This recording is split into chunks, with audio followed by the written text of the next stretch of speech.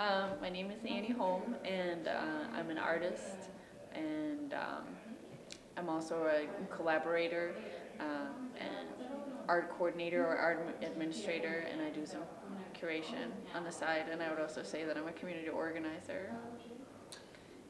So how would you define community? It's really hard to define community. I think community is something that surrounds you. It's the people that you're surrounded by, some by choice, some not by choice, and it's sort of the way that you make that work.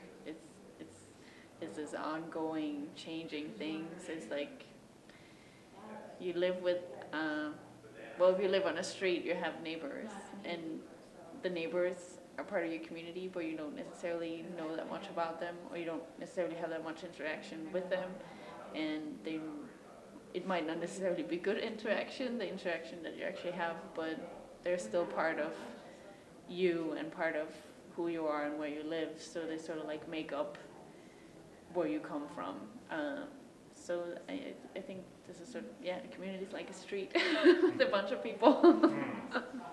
So how do you see the Motiroti experience working into altering or changing that definition of community?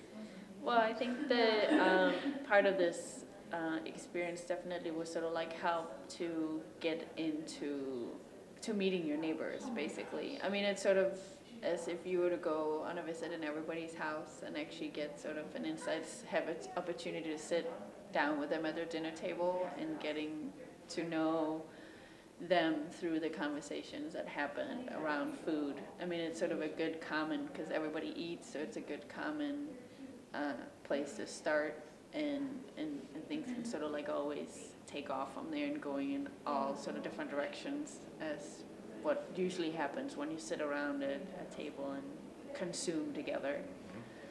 So if you were invited to a potluck, what dish would you bring? Every time I'm invited to a potluck and I have to bring something, I'm never sure what to bring. A lot of times I have grand ideas of things that I want to bring, and I'm from Denmark, so I a lot of times tend to sort of like gravitate towards bringing something that I feel represents me, and through sort of like something that I grew up with, or that I feel is a very important food to me.